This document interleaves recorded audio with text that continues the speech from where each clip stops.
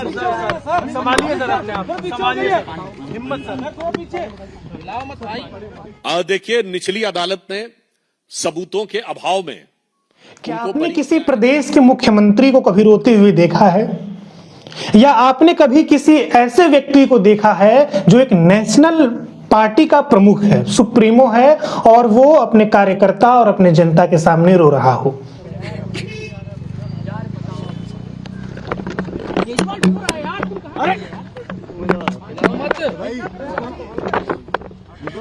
मेरी बातों से आप समझ चुके होंगे कि I am talking about Arvind Kejriwal. 27 फरवरी 2026 को दिल्ली की राउज एवेन्यू कोर्ट ने उन्हें बाइज्जत बरी कर दिया है, इस बात का हवाला देते हुए कि उनके ऊपर जो भी एलिगेशन, जो भी आरोप लगे हैं, उसके लिए पर्याप्त सबूत ईडी और सीबीआई पेश नहीं कर पाई है। देखिए, निचली अदालत ने सबूतों के अभाव में उनको बरी किया है। यह तकनीकी विषय है, क्योंकि यह बात भी सही है कि सैकड़ों की संख्या में सिम कार्ड और फोन सबूत के रूप में नष्ट किए गए थे। ईडी और सीबीआई के पास जो प्रूफ हैं, जो सबूत हैं, उससे यह प्रूफ नहीं होता है कि इनके ऊपर तमाम लगे चार्जेस, तमाम लगे आरोप सही सिद्ध होते हैं। कोर्ट का यह कहना है कि इतना टुच्चा केस है, इतना फर्जी केस है, इतना बेकार केस है, इतना गलत केस है। ये मैं नहीं कह रहा, ये भाषा है। आप कोर्ट का ऑर्डर पढ़िए, ये ऑर्डर जो है ये ऐतिहासिक ऑर्डर है।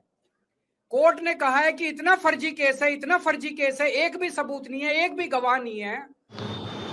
दरअसल अरविंद केजरीवाल, जो कि आम आदमी पार्टी के मुखिया हैं, आम आदमी पार्टी के एक बहुत बड़े लीडर हैं और दिल्ली के एजुकेशन मिनिस्टर रह चुके मनीष सिसोदिया समेत 21 लोगों के ऊपर आरोप लगाया गया था, और बहुत सारे लोग, लगभग सभी लोग जेलों में रहे हैं। लगभग महीनों से अधिक जेल अरविंद केजरीवाल खुद काटे हैं। 17 महीने का जेल खुद मनीष सिसोदिया ने काटा है।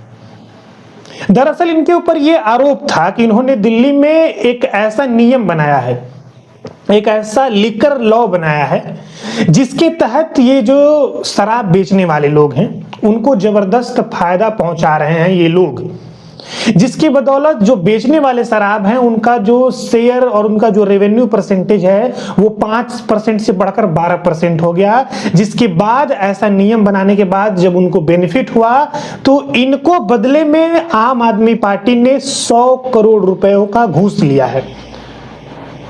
100 करोड़ रुपए लिए हैं, जो कि गोवा और पंजाब में हुए असेंबली इलेक्शन में आम आदमी पार्टी ने खर्च किया है। इसी मुख्य आरोप के तहत ये इनके ऊपर मुकदमे किए गए थे, चार्जशीट, और खुद ईडी ने इनको अरेस्ट किया था, डिटेन किया था।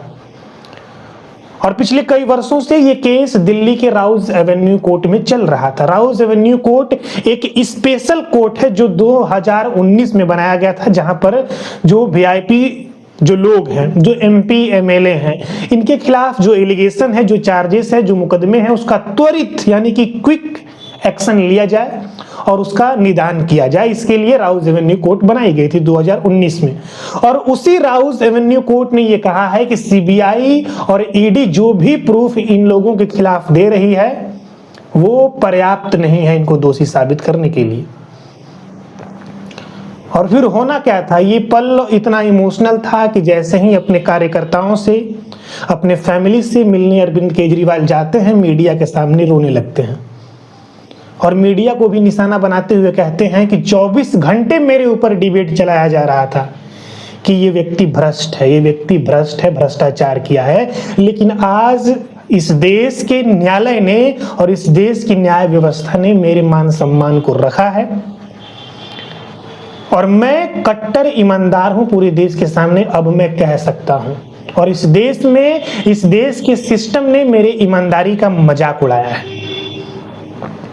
इस देश के सिस्टम ने जबरदस्ती मुझे ये प्रूव किया है कि मैं करप्ट हूं। और इतना ही नहीं, राउज एवेन्यू कोर्ट के जो मुख्य जज थे उन्होंने कहा कि जितने भी सीबीआई के जो भी